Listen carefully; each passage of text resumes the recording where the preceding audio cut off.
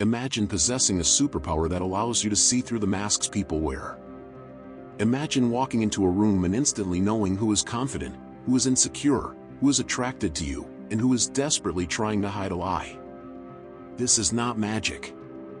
It is not intuition. It is a calculated science. It is the art of deduction. Every human being is a biological machine broadcasting a continuous stream of data. 90% of communication is nonverbal. While their mouths speak rehearsed words, their bodies are screaming the truth. But most people are deaf to this frequency. They are too busy thinking about what to say next to observe the reality in front of them. Today, you stop being blind. Today, we open the file on advanced behavioral analysis. We will dissect the 7 most powerful psychological cues that reveal a person's true nature in seconds. These are not parlor tricks.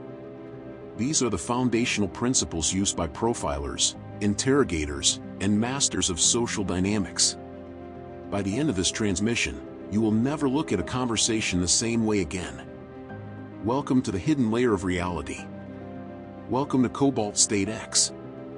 The first signal comes from the most honest part of the human body.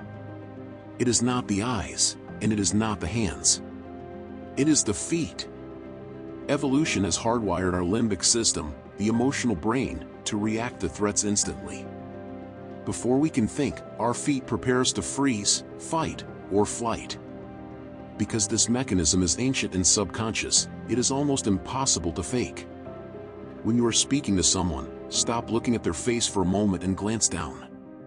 If their torso is turned towards you, but their feet are pointed towards the exit, the conversation is over. Their brain has already signaled the desire to leave. They are physically present, but mentally, they have already checked out. Conversely, if you approach 2 people talking, and they turn their torsos to welcome you but keep their feet fixed in place, you are an intruder. They do not want you in that circle. But the most powerful reveal happens when emotions change. Imagine you are talking to someone who seems calm. You ask a difficult question. Suddenly, their feet lock around the legs of their chair, or their ankles cross tightly. This is a restraint mechanic. Their brain feels threatened, and it is literally locking down the body to stabilize itself. This is a massive red flag. It means you have hit a nerve. You have found a weakness. The second cue is the pacifying behavior. The modern world is stressful. To cope with discomfort, anxiety, or the guilt of deception, the human brain forces the body to comfort itself. We call these pacifiers. Watch for the hands. When a person feels sudden insecurity, their hand will instinctively go to the vulnerable parts of their body, specifically the neck. Men will often cover the suprasternal notch, the dimple at the base of the throat, or adjust their tie. This is a defensive posture protecting the jugular. Women might touch a necklace or cover their neck with their palm. This is a direct signal of distress. If you ask someone, "Did you take the money?" and they immediately touch their neck before saying no, the probability of deception skyrockets. Other pacifiers include rubbing the legs, called cleansing, touching the forehead, or playing with a watch. The key here is timing. Everyone itches eventually. But if the behavior happens specifically right after a question or an event, it is not an itch. It is a leak of nervous energy. A master observer notes the baseline behavior first, then looks for the deviation. The third signal allows you to detect hidden hostility through the eyes. It is called eye blocking. We are biologically programmed to close our eyes when we see something we do not like. We do it when we hear bad news, when we are in pain, or when we are disgusted. But in social situations, this happens in a fraction of a second. If you make a suggestion, and the person across from you does a slow blink, or closes their eyes for a second longer than normal, or rubs their eyelids, they disapprove. Their brain is literally trying to block you out of their visual field. They might say, "That sounds like a good idea," but the eye block tells you they hate it. This is crucial for negotiation. If you see an eye block, stop pitching. You are losing them. Pivot your strategy immediately. We move deeper now, to the fourth principle, the directional gaze of memory. This is a classic technique often referenced in NLP, but it holds validity when calibrated correctly. Generally, when a person is accessing visual memory, remembering something they actually saw, they will look up into their left. When they are constructing a visual image, imagining something that never happened, they will look up into their right. Let's say you ask an employee, "Where were you last night?" If they look to their left, they are likely recalling the memory of the bar they visited.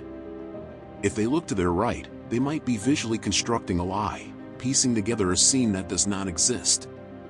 However, a warning, this is not universal. You must establish a baseline. Ask them a simple truth first, like what color was your first car? Watch where their eyes go. That is their truth quadrant. If they look in the opposite direction for the next question, you have detected an anomaly.